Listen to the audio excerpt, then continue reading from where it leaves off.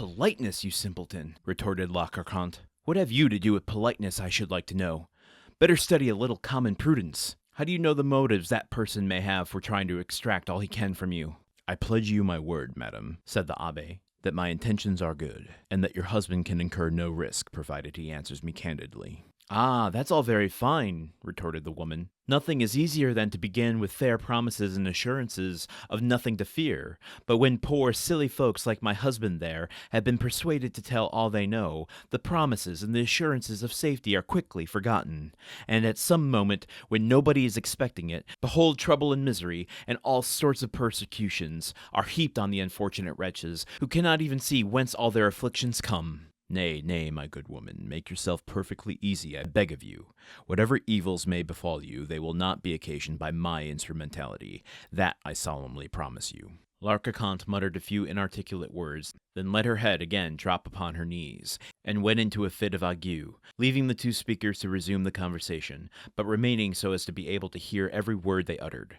Again the abbé had been obliged to swallow a draught of water to calm the emotions that threatened to overpower him. When he had sufficiently recovered himself, he said, It appears, then, that the miserable old man you were telling me of was forsaken by everybody.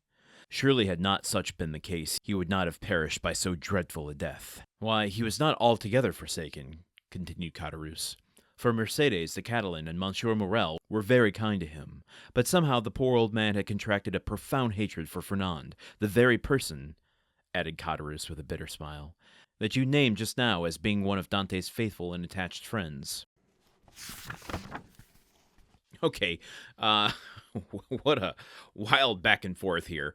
La Carconte, the wife of Caderousse, strange, I struggle over pronouncing, not even pronouncing it, but just like, it's a weird name to call someone. It feels a little dehumanizing, and I suppose that's the point.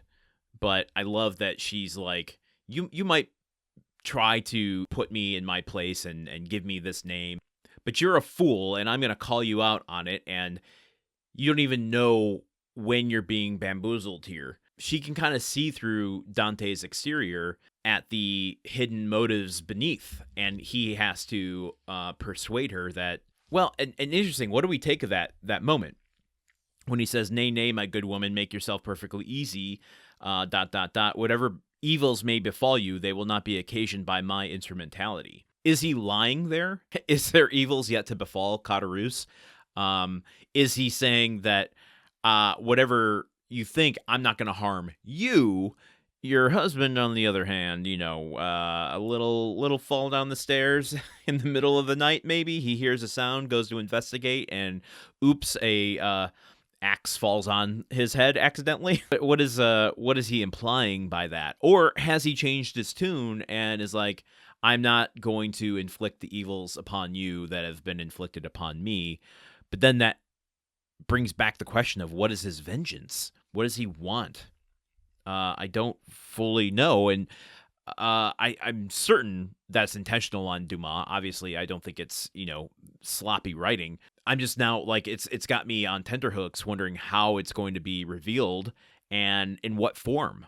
And we're learning more also about the demise of Daddy Dante, saying that he wasn't completely forsaken in his final moments, that Mercédès was there, and we knew that from a previous chapter, saying that Daddy Dante, remember, was it at the end of the 100 Days? Remember that stretch where it was just like speeding through a bunch of stuff and giving us where everyone was on the chessboard? Danglars had fled. It said that Daddy Dante had died in the arms of Mercédès. And so this is confirmation that is correct, though I don't know why it wouldn't have been correct, because it was Dumas telling us, not some character telling us a story. But we get a little more context now. He died of starvation, and in his final moments, though he was surrounded by Morrel and Mercédès, Morrel turning out to be a very noble character, and Mercédès being pure of heart, as we knew from the beginning, despite their support of him and being there for him, he still died of starvation with a profound hatred for Fernand that Caderousse is kind of identifying here as, like, you're about to go and give 10,000 francs to Fernand, but that 10,000 was supposed to also go to Dante's father, and Dante's father hated Fernand, so maybe don't give it to Fernand. Maybe you gotta give Fernand's share to Daddy Dante, but because Daddy Dante is dead, you now have to split it up more evenly between Danglars and who else was that supposed to get that money? Oh, yeah, me. That's right. Yes, right. So maybe I get 20,000 francs instead of the 12,000 you were going to give me. Is that what Caderousse is angling for here? I don't know, but there's only one way to find out, and that's to join me here tomorrow as more of this backstory unfolds. Backstory and present story. Curious what kind of vengeance is going to be exacted upon Caderousse, if that'll even happen this chapter. So join me here tomorrow as we barrel toward the end of chapter 26. Until then, okay, goodbye. The Countdown of Monte Cristo is part of the Gruntwork Podcast Network.